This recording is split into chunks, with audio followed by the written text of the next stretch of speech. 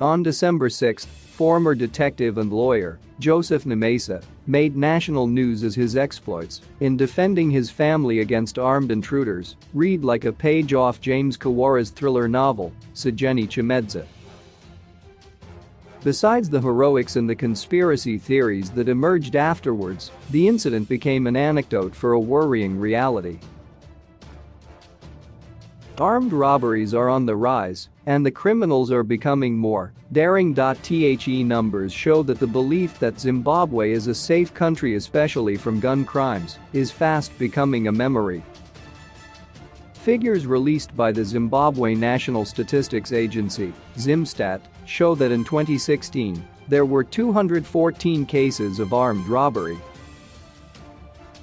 The year 2017 saw the figure rise to 429, while 2018 had 561 cases. Armed robbers were on a rampage in 2019, as a total of 1022 cases were recorded, making it one of the most dangerous years in recent times.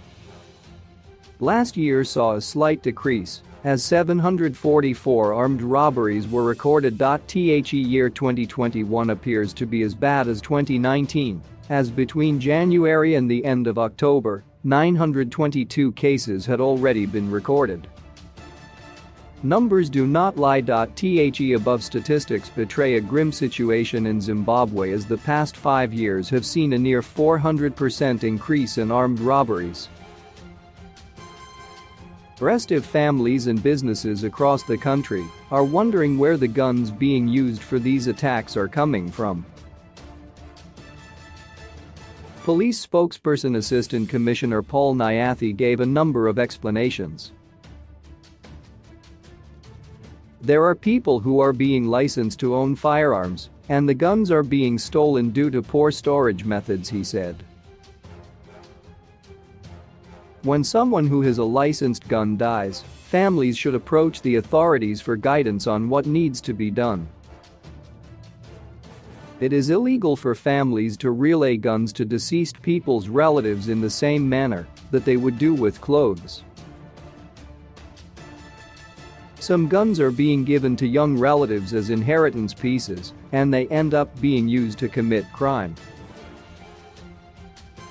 The illegal firearm black market in neighboring countries also continues to be a major source of firearms being used for crimes in Zimbabwe.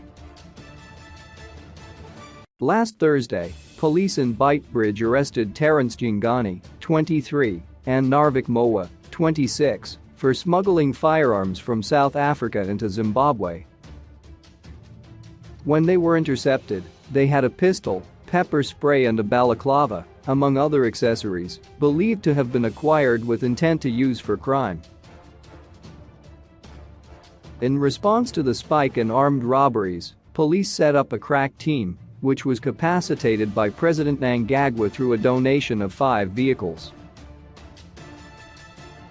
The results of their work have started to show. We have arrested 849 armed robbery suspects so far this year.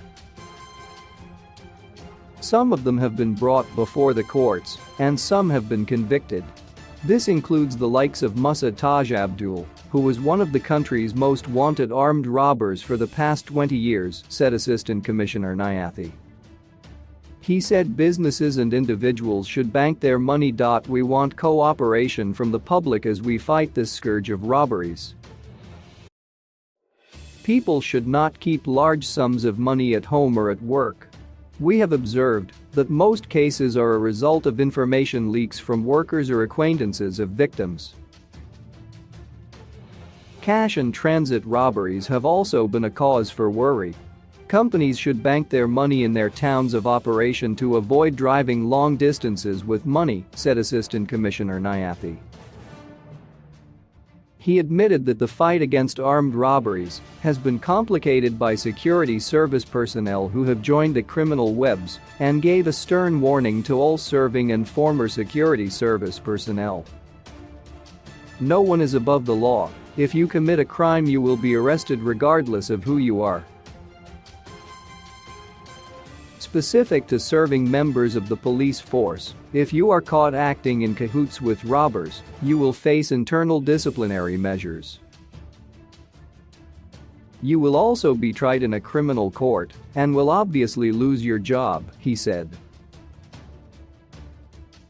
The government has promised to increase the flow of resources towards the police to bring back sanity to Zimbabwe's streets.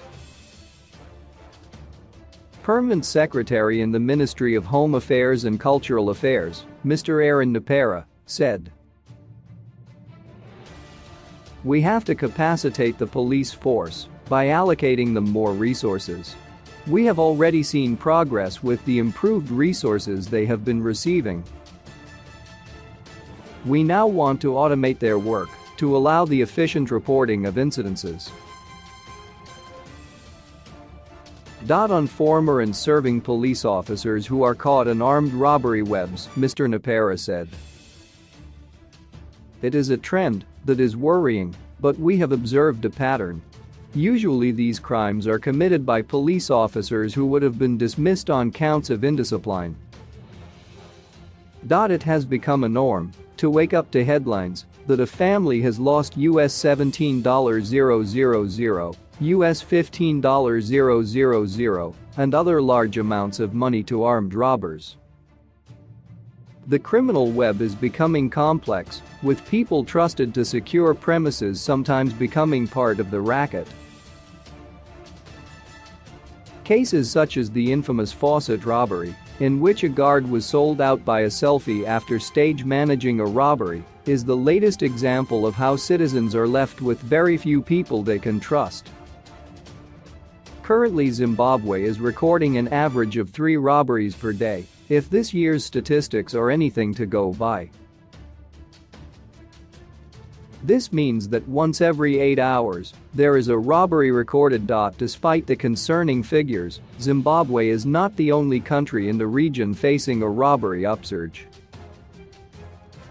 Namibia is also grappling with an increase in armed robbery cases, although their burden appears to be lesser than Zimbabwe's. Over the past 3 years, data from the Namibia police force shows the country recorded 453 cases of attempted murder with firearms, 919 cases of firearm pointing, and 380 cases of firearm theft. According to Statistics South Africa and the South African Police Service, last year that country recorded 426,589 serious crimes, which include armed robberies, shootings and car hijackings. Perhaps it is time for leaders in SADC to converge and confront the growing cancer of gun crimes as well as robberies, which can potentially threaten the safety of the region.